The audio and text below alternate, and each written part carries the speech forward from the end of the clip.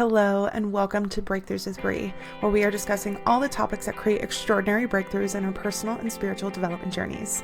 I'm Bree, otherwise known as Healing with Bree, and I'm a spiritual coach and Akashic Records channelers who helps sensitives and intuitives connect more deeply with their hearts, intuition, and souls, and teaches people how to process and alchemize the fears and beliefs that hold them back from living in their authenticity and purpose.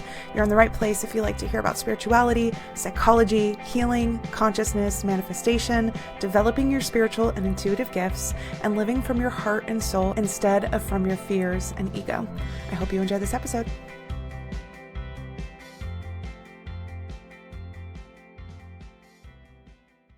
Hello, everybody, and welcome back to Breakthroughs with Bree. This week, we are going to be talking about what are the steps of breaking a pattern. You've had a habit, you have a behavior, like a pattern that you want to break out of, but you can't seem to, or maybe you find a cycle that keeps happening to you, like the same kind of experience or the same kind of maybe dynamic in relationships, or there's just like this repetitive, like this is familiar, how do I get out of it kind of energy that I'm really excited to speak to today. Because not only do I have a really cool insight about this, doing channeling work and channeling into the Akashic Records, which gives me a glimpse at some of the purpose behind, especially the cycles that we get set into, but really also explaining some of the purpose underneath like habits that we find ourselves going back to, but also how do we change them? Like it's one thing to see them. It's another thing to tap into how we can both energetically and like physically and practically change things, like go from one path of least resistance to creating a totally new one, like go from one really deep neural pathway into creating a whole nother one. And this is what I work with people on in my coaching. So I'm going to give you a little glimpse of what I've channeled through about what are some of the key steps to creating that kind of change in your life. One, if you want to apply this yourself, of course, and two, so you can also get a little bit of an idea of how I work. This is great for if you want to do one-on-one coaching with me, but I also have my group coaching program that is starting this week, the week this episode comes out on Thursday, June 12th. And the whole 6-month program is dedicated to breaking patterns and cycles in relationships. You'll hear more about that in the episode, but you're going to get lots of information today in general that again is going to be practical and helpful and fun for anybody at any time. And I also find that I like to hear how and what channelers, healers are doing that I like, how they're working, what they're offering. And so you're going to get a little bit of that today too. So let's talk about it. You are in a pattern. You have a habit. There's a behavior. There's a cycle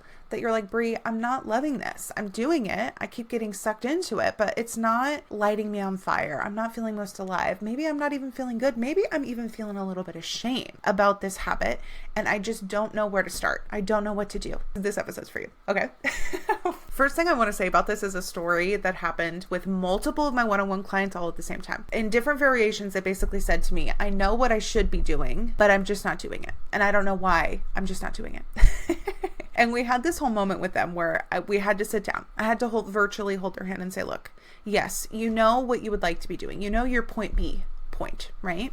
And you're also have certain levels of awareness of what you're doing now and realizing that you're not loving it. It's not working great for you, but you actually don't know what you need to do. You don't know what you need to do to get from point A to point B. If you did, you would have done it. Of course you would have. This is, I'm saying this is like giving you credit, giving all of us credit for when we are in a healthy state of being and there's something that we want, we naturally do it. Like that's natural to the human spirit, right? So if you had really known how to get from point A to point B, you would already be at point B. The reason why people struggle or why they might elicit help is because they actually don't know what they need to be doing. And I think that phrase, I know what I need to be doing, but I just am not doing it. I think that's really, really shame based. I think that's really judgy of yourself. And I think that's not giving yourself credit. And a big part of what we're going to talk about is reducing the amount of shame and judgment that we have on ourselves about the pattern in the first place, because judgment and shame is a binding emotion and it actually keeps us more attached. It keeps us like our grip on that pattern like a vice grip, and we don't even realize it. It's like cording us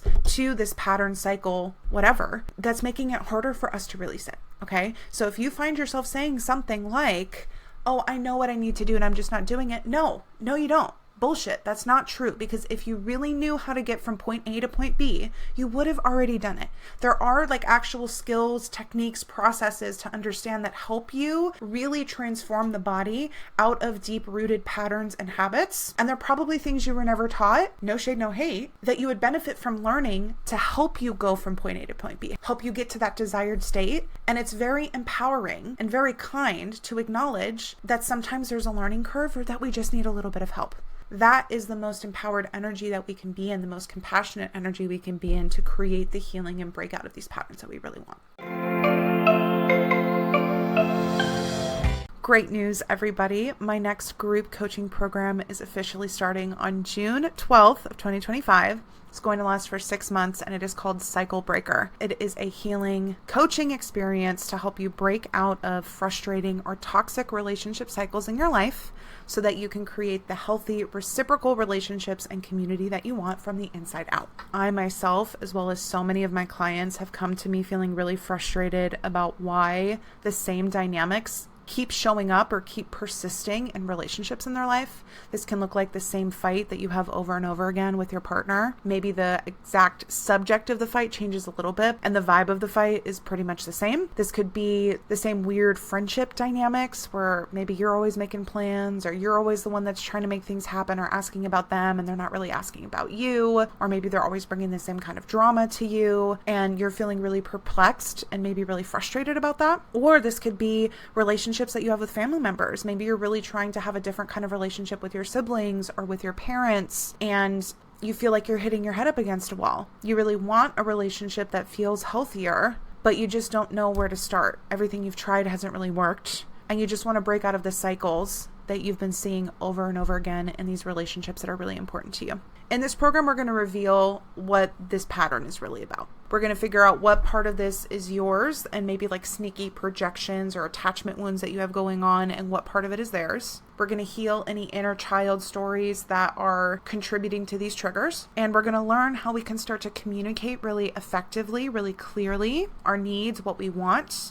Maybe it's when we need to set boundaries or when we need to walk away from relationships, and basically how to invite people into different dynamics with us for existing relationships, as well as how to start building and maybe initiating new community and relationships. And of course, this is going to be done in a group container with a small group of aligned women who are wanting to do this inner work so that they can show up with their heart center, with their authenticity, and their lives and relationships too. The structure of this program is that we're going to be doing a live Zoom coaching call every other Thursday for 6 months, starting June 12th and going until November, right before the holidays. There's no modules that you need to watch in between calls. Any of the sort of teaching will be done at the very beginning for a small portion of the call, and the rest of it is going to be discussion with the group, Q&A, card pulls, hot seat coaching, and any other channeled messages that come through. I will be recording the calls in case you miss any during your summer travels, and I'll also be providing and doing custom resources and tools to help supporting this work. Things like journal prompts, custom EFT tapping, meditations, energy healings, etc. And all of that you're going to have lifetime access to. The bonus resource to this group is going to be a fabulous book called Secure Love, which is a book about attachment theory in relationships written by a couples therapist, which I so highly recommend to literally everybody. It's not required reading for the program. I will be referencing some of the learnings of that book, but I'm recommending it to anybody who wants to deep dive in their own time. And all in all, I'm really excited for the way that how you think about relationships, how you show up in relationships, and therefore how the relationships look to totally get reset over the next 6 months. One of the places that keeps us the most healthy and nourished and regulated in our lives is our relationships and our communities. We need human connection. We need love. We need relationships in order to feel safe and nourished in our life. So if you've been struggling or frustrated with relationships and wanting to learn how to build a more secure, a more healthy, a more reciprocal community around you, or maybe one where you just feel like you can be more authentic, this is one of the most important and abundant things that you could do for your life, is invest in how your community feels to you and your sense of empowerment in cultivating and nourishing that very community. So please check out healingwithbrie.net. You can check out the link in the show description. Sign up anytime before we start on June 12th. And DM me or email me with any questions. I would love to have any fellow cycle breakers in this group for this wonderful 6-month experience. All right, so we've started by acknowledging that the reason why we're in this pattern is not because we're not trying hard enough, okay? It's not because we're inherently flawed. It's not because we're just lazy. And if you have that language with yourself, I highly encourage you, stop it. Stop it right now. It's not true. It's not kind. And it's pushing you deeper into the hole of this pattern. Okay, so just take my word for that. Consider that. Play around with not using that language around this pattern. And let's dig into it a little bit more. When we are stuck in habits or patterns that we don't like, I think it's really common with the way that we've been socialized to think that we are flawed in some way, and therefore we have to fix this way that we're flawed in order to not have that pattern. Okay, that feels like the subtext of what we get inundated with when we're growing up, from media, from just like culture in general. Okay, and I'm here to tell you that that is irrevocably, I don't know, I'm messed up from Twilight. Or how she pronounced that word, it like changed the whole generation's pronunciation of that word. It's wrong. It's a long story short. It's not true. Okay. This is something really, really, really, really important to understand about any sort of habit or pattern that you're in. It is functional and it is supporting you in some way. And if you were judging yourself, telling yourself that, oh, there's no reason for this other than insert some sort of insult against yourself, you're not breaking out of that pattern because one, you don't understand it, and therefore you can't help accomplish the overall goal of that habit or pattern in a healthier way. And two, because you're judging and shaming it, which binds you, which cords you to, which keeps you locked into this energetic dynamic that this pattern represents. Okay. There is something that this habit or pattern is doing to help you accomplish safety on some subconscious level in the best way that you've learned how. And this is something that's really important to understand if you want to sort of deconstruct what this pattern or habit is all about in order to replace it with something new. Now, I do have some examples of patterns and cycles that I'm going to be talking about through this episode just to give it some more specificity. One category is going to be like a habit or behavior we have in our day-to-day life. And two of the ones that I'm going to be going back to is if maybe you have a glass of wine at the end of the day, maybe you're doing some gardening, aka you're smoking, having an edible. And I'm also going to be talking about relationship patterns. So this might be if you find yourself getting really loud or kind of like yelling or super excitable in an argument or conversation with your partner. Another pattern that might come up in relationship dynamics is if you're immediately going to other people to ask them for their opinion or their thoughts if something happens in your life. Like it's almost like compulsively you have to call up 3 different people to like, vent about what's happening and ask their opinion. And like you have to have all of that before you come up with your own answer or opinion about something. And a third pattern I might address as well is for us girlies out there who really want to be in receptive energy and really want to be cared for and have other people, like especially our partners, take care of stuff, but we always find ourselves like being the one to just do it. There's a pattern that happens in there for a lot of us. I was just talking to a one-on-one client about this yesterday, and I myself have worked through and am working through this of like, as soon as there's any uncertainty, as soon as you can see anybody wobbling, as soon as there's like the hint of it going awry, we step up to the plate and we're like, okay, I'll just take care of it, right? That is our pattern. That is creating that dynamic where like we don't feel like we're being cared for or receiving things, right? So these are all examples of different like patterns or habits that we might be in. At the end of the episode, I'll talk more about if this is about a cycle, like if you find yourself having the same falling out with a bunch of different people, or you have people who are doing the same bizarre stuff in your life, right? Or if there's like this weird reoccurring circumstance that just keeps happening in your life and technically they're not related, but you're like, look, I have enough self-awareness to know that I am the common denominator here, and like what are the chances of these things happening over and over again. I'm going to talk about greater cycles at the end as a little note, but for the most of this episode it'll be things that we've had awareness around, that we have some sort of behavior that we keep going back to. Maybe there's like this compulsive knee-jerk sort of reaction that keeps us going back into it. And that is some sort of pattern that we are really wanting to break. So first thing that we got to do is we've got to create more awareness and get more curious about what this pattern is really trying to accomplish for us. Because as we have established, it is functional in some way. It is trying to create safety for us in some way that we've learned how, the best way that we've learned how. Now let's talk about our examples and how we could do this for those. Okay, let's talk about if we're having a glass of wine or gardening at the end of the day. This is a habit we just can't seem to break. And we've listened to this podcast so far and we say, okay, I'm willing to put down the really shamey, judgy energy and thoughts I was having about it just being because I'm lazy or whatever. And let me get curious, like what could this actually be accomplishing or trying to support me? How could this be supporting my body or my safety or my health on some level? An example for this one is that when we reach for some sort of substance like that has this very like acute and strong impact on us, usually that's because our body has reached outside of its window of tolerance from a nervous system dysregulation standpoint, or even from like a stimulation standpoint. Okay. Both of these things sort of like chill out the system, with alcohol being a downer, and even with something like weed also like really chilling out the body. Right? So I find both for myself in times where this was me or with clients is that they have reached a point of being so overstimulated or so overtired or so over-adrenalized in their body, aka overstressed in their body,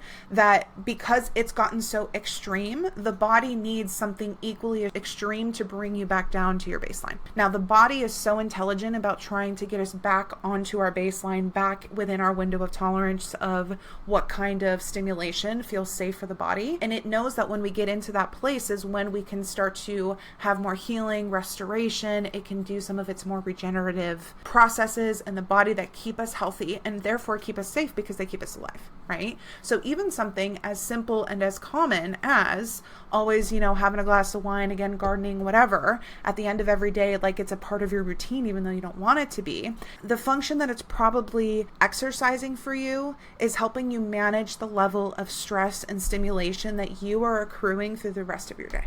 If we looked at this habit through the eyes of what is the strategy, what is the underlying need that it's helping me meet, then we have so much more information about an alternative strategy that we could sub in that the body is still going to find satisfying. We're still going to be helping address what it's crying out for, but we're going to do it in a way that feels maybe more aligned, more healthy, whatever. Now, in that case, to me, that feels like it fits more in the category of achieving safety on a physiological level, like actually our nervous system, our body being regulated enough to feel like it's safe. But let's talk about some examples where we're trying to accomplish other kinds of safety. Let's just say we're talking about like if you find yourself with the fawn trauma response, which is really, we call people pleasing. If you find yourself just saying yes or not really saying how you feel about a situation, this is not because you are inherently a passive person. This is not because you are inherently a people pleaser. That is not a character trait. That is a learned coping strategy.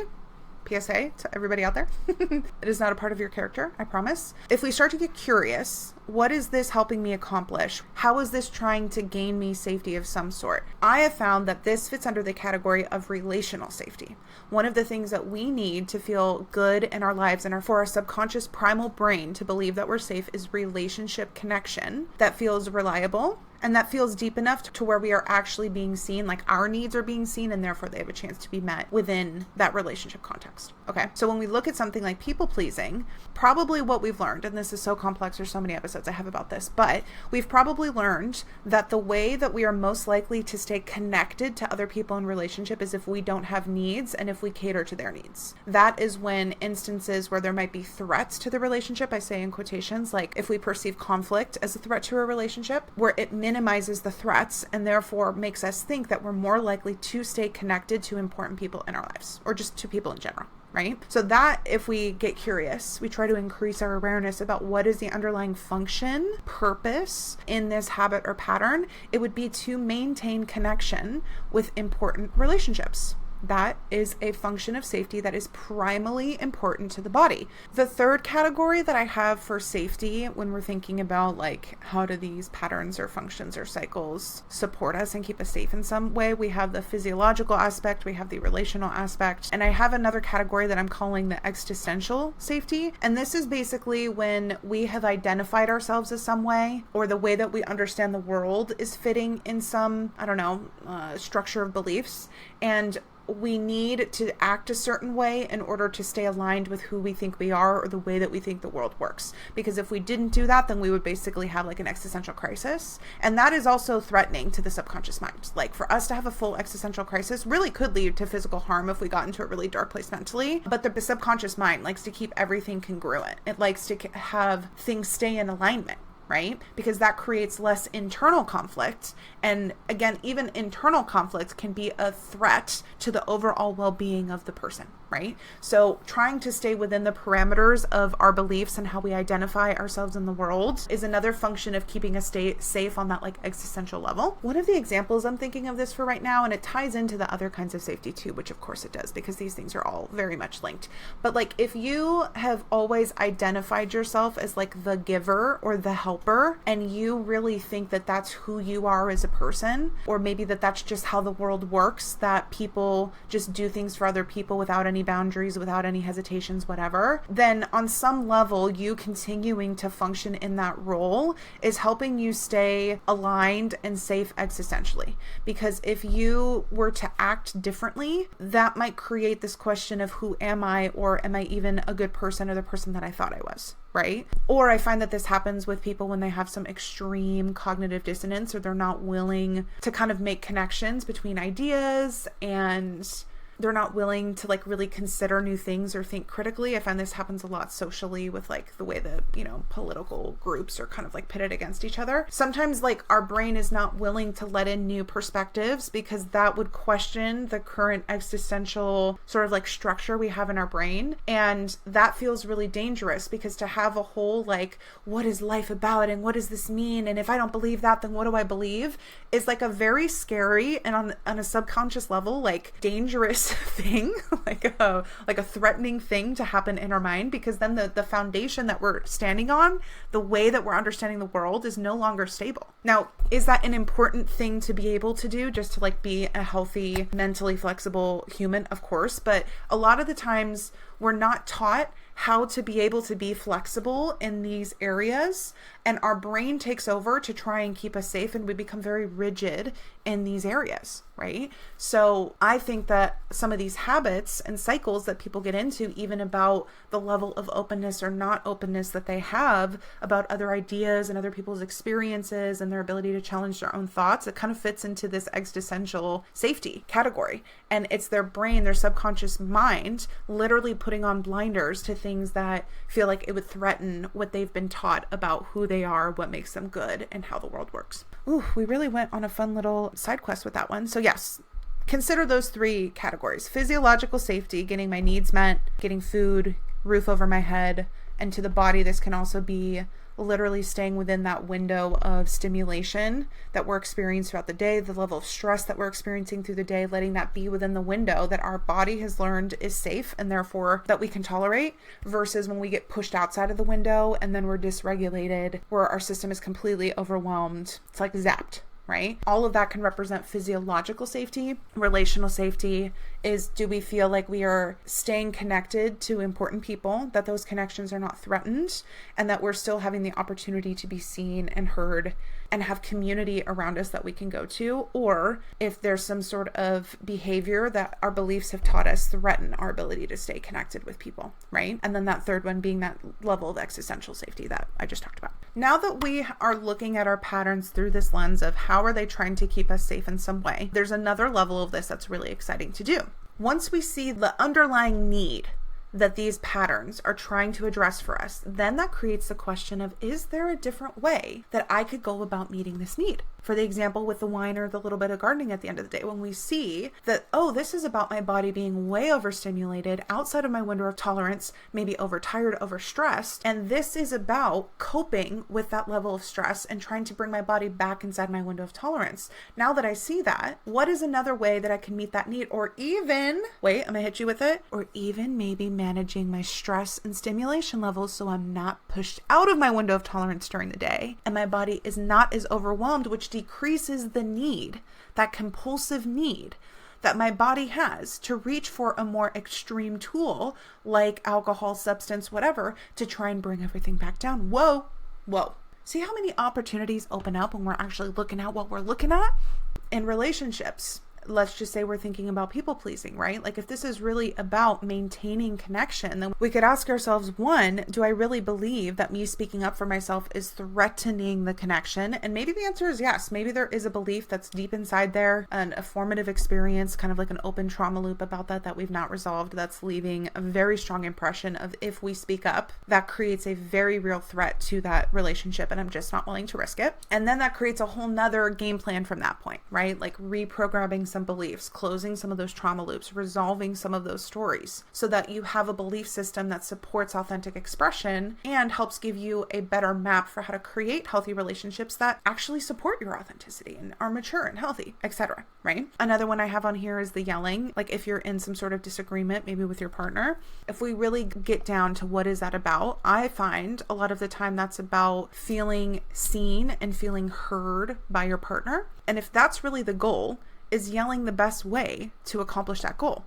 No, it's not. It dysregulates everybody. And depending on what you're yelling, if you're yelling nasty things, if you're going for low blows, if you're insulting, that's creating a negative atmosphere that deters people from really listening and from being able to drop into their authentic heart center, which is where we can have those vulnerable moments of seeing and connecting with people. So it's actually very counterintuitive to be yelling in a moment where you want to be understood from a practical perspective, right? So we can kind of sit back and we can start to question things and we can start to see it with more clarity. And again, new options emerge for how can I actually meet that need?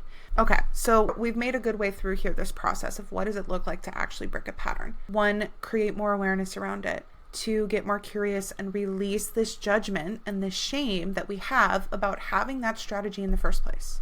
Because once we see what we're really trying to accomplish, we can have compassion and understanding for the fact that our brain, our subconscious mind, our ego, however you want to say it, is resorting to the best strategy that it has in order to meet that need. It is trying to meet a very important need for you. It probably learned how to meet that need from other people. It didn't even originate from you. We picked it up from someplace else. So you can say, okay, I'm not bad for trying it this way. My body is very good. I am inherently good. There's nothing wrong with me for having this need in the first place. It's just a matter of how I'm meeting this need.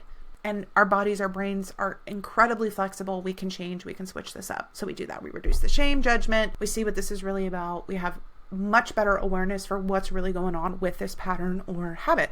Now, this is the part where I think it can be really fun. And of course, the options become endless for what the need is and what your overall goal is that you want to accomplish. This is the point where it usually takes some learning or some support. Because if you had a different strategy for meeting that need that was effective for your body, you would already be doing it because the brain picks the most effective strategy for all of the variables and options involved. So this is the point where you then go read a book, you listen to a podcast, you ask some friends, you leverage your community, you go to somebody who's a professional in this field so they can help you work one-on-one, right? Like this is where you open yourself up to more information and start experimenting with what are different ways that I can go about meeting this need that feel more in alignment, that feel healthier, that feel more joyful than the strategy, the pattern that I'm currently locked in. I love the process of learning, so this is really fun for me. Like what are the wonderful possibilities of what this could look like that's different for me? You do a little bit of this learning, you open yourself up to take in this new information, and then it is time to try and play and experiment. If we think about this from some of these like physiological perspectives, the pattern is represented by a neural pathway where you have been going back to it over and over and over again. They say it's almost like every time energy runs down this neural pathway in the form of there being a thought or a belief and then an associated action and experience, it's getting like deeper and deeper and deeper, and therefore it becomes a path of even less resistance. If you think about the way that water runs through the earth and creates canyons, like the Grand Canyon being so deep, like if there's a big gush of water, it would be running through the Grand Canyon first because it's already been carved so deep. Do you know what I'm saying? That's how neural pathways are in our brain. Now, when we are trying to break habits and create new cycles within ourselves, there is a physiological element of like redirecting that energy away from that pathway into a new one and creating repetition so that new pathways can be formed where they're even deeper or where we have associated like excitement or fun around them that helps make it easier for the energy to be diverted away from something that was second nature and into something new. And let me tell you, there is just an inherent amount of effort or a little bit of angst or a little bit of like difficulty, maybe a little bit of like fear, like that anxious, like, oh my gosh, I don't know what happens next kind of energy that happens when we're doing something new all the time for everything. It's a part of the game. Okay. Now this doesn't have to be the worst thing in the world. It doesn't have to be insurmountable. It doesn't even have to be like miserable or hard. Okay. There's actually research that shows that it takes approximately 400 repetitions to create a new synapse in the brain unless it's done with play, in which it only takes 10 to 20 repetitions. You hear that? 400 repetitions versus 10 to 20 when there's play. I shared this statistic to really reinforce the fact that when you can make something playful or enjoyable, your body adapts so much quicker and you have a better time while you're doing it.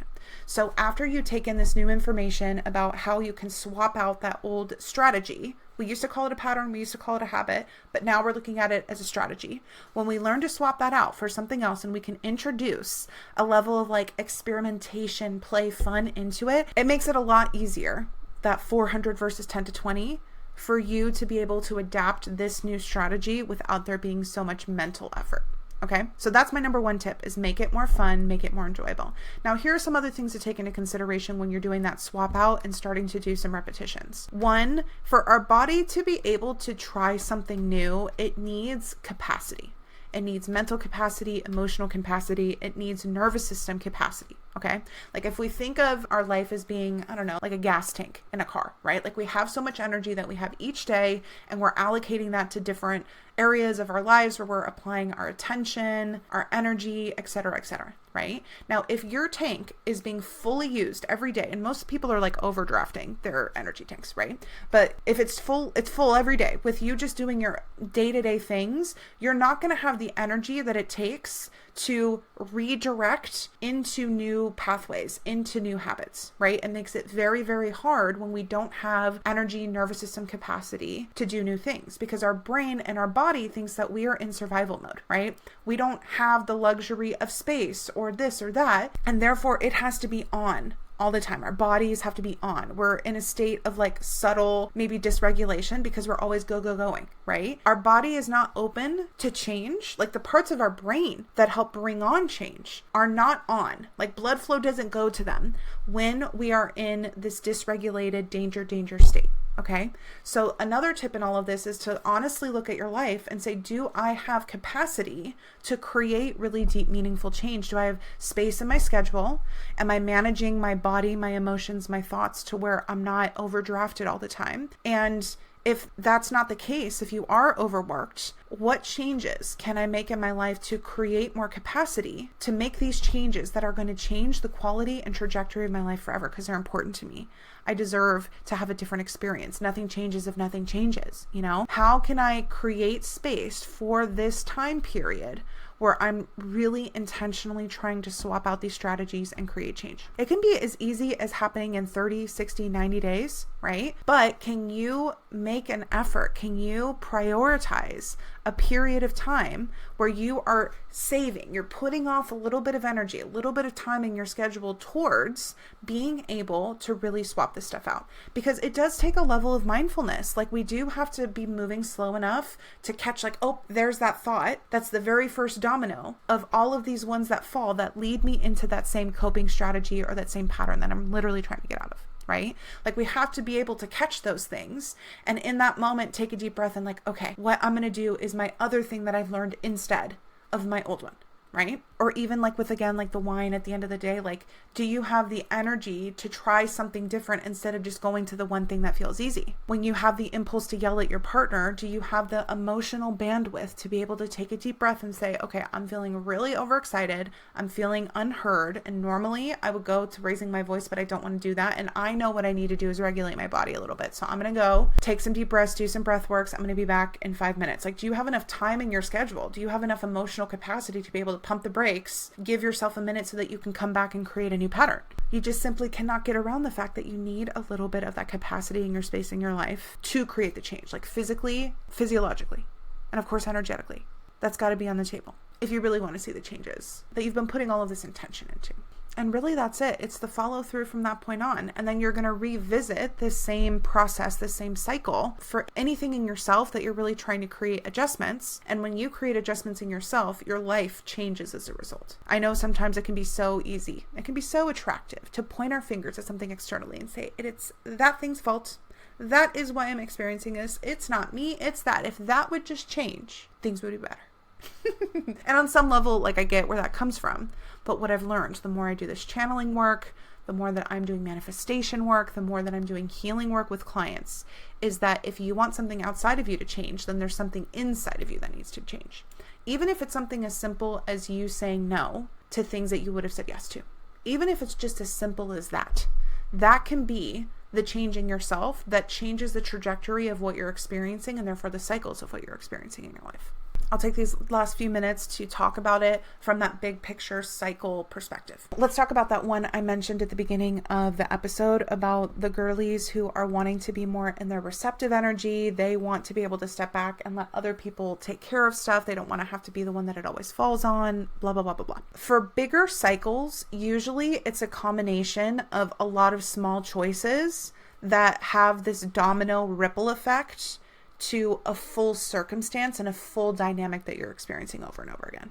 So I find that it's helpful to kind of break down the parts of the cycle, bigger repetitive experiences, into pieces so that you can see what's going on here. And they can be a little bit more complex. For me, I'll share an example that I learned with my husband through us taking dance classes. We were doing the dance class together, having so much fun. It was a partnered dance, like a Lindy Hop thing. So we were like in a hold where, you know, his hands are, one is on my waist and one's on my hand and not mine's on my shoulder. Like we're in that kind of thing, right? And for most of these movements, the person in his position, you know, stereotypically the guy is the one that's leading, but we would find ourselves in positions where, oh no, maybe Bree was leading a little bit more, which felt like it was very metaphoric for things that had happened in my life, right? For even parts of our relationship dynamic. And so we take that opportunity to like really reflect. And I'm like, okay, at what point, if I really think about it and I self-inquire, at what point do I either stop taking his lead or I step up to be the one to take the lead? And when I was reflecting on that, I realized that there would be a moment that would happen where I could tell where he was kind of wobbly or he was unsure. And in that moment, like literally without me even thinking about it, without me being conscious of it, it was a knee-jerk reaction. I would then step in to say, okay, why don't we do this? And it might have been because I actually knew the step, or it might have been because my brain, my body has been so used to stepping up to be like, okay, well, I'll just create an option. I'll think something through. I'll come up with something so that we have something to work with. And there's not this uncertainty or this wobbly energy that could lead us, you know, to a situation that we don't want. Right? My brain and body is so good at that. So again, subconsciously, I would notice a little bit of wobbly, unsure energy in them, and I would immediately step up and say, okay, why don't we just do this? Right? Now, when we were talking about this, having fun with this, he acknowledged the same thing. He was like, yeah, there's sometimes I can't remember what the next step is, or I'm nervous about the next step, or like, you know, for whatever reason, I get a little wobbly and you step in and I'm like, okay, well, then that's what we're doing. Right? And we had this conversation about the fact where I'm like, no, I really want to be able to like step back, relax, and just let you lead the way. Like I want that in our relationship dynamic. I want that in my life in general. So like, what do we think the change could be of using this process myself and thinking about how is this strategy trying to accomplish something for me? I recognized that there was like a really deep part of me that sensed danger, again, subconsciously, about what might happen next when people who are supposed to be leading are unsure. Right? That's like a deep childhood, could even be some past life shit for me. Okay. And I learned through many repetition of all of my friggin' life that it's safer for me to come up with something or for me to just step up than to let the wobble continue, right? To let that uncertainty continue. And I saw in that moment, especially with such a low stakes thing like dancing, which I really recommend for like really big patterns, is like start with something that feels a little bit more low stakes because your body's not going to be in such that dysregulated, like, oh no, I have to come in and save the day for something that's low stakes.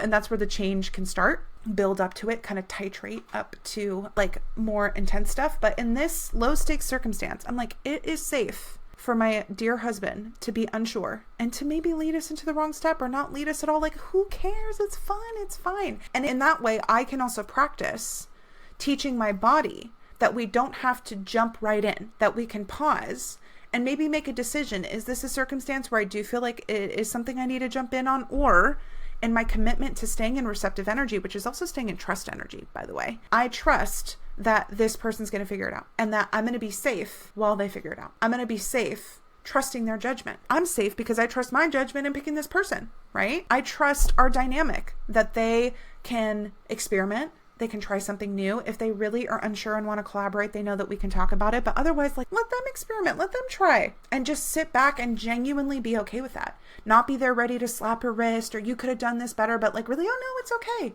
You did great, babe.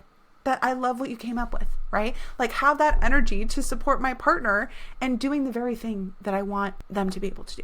right? So for me, it was like a deep level, is everything going to be okay? Is everything going to be safe? If there's a moment of somebody trying something out when they're not sure, or if there's a moment of them just being uncertain in general, can I tolerate that moment of uncertainty and stay in that grounded, trusting energy, knowing that it's all going to work out okay, knowing that this person is capable, knowing that the universe is setting up everything for things to be good for us. And that really, in a worst case scenario, I have everything I need to step up and like make sure that I'm safe and I'm good.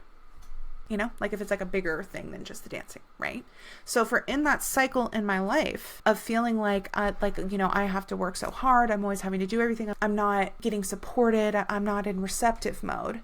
Like it was really beautiful that the universe gave me this cycle broken down into a little piece where I could understand it and I could start to practice making choices within myself to show up differently and let that ripple out into a lot of other places in my life. Right? And I find that relationships are one of the biggest places that we get to have that experience, where we get to have something reflected back to us about what our relationship is to things we can't control, what our relationship is to things that are different than us, what our relationship is to the universe, and the way that we believe that it might be set up to support us or what it's bringing to us. And so when we can take something like a relationship dynamic and we can step back and say, okay, what is happening in me? What am I making this mean? How am I interpreting this? What story do I have about this? And what need am I trying to get met through this relationship? Is that a need I need to meet myself? Is that a need that does need to get met in relationships?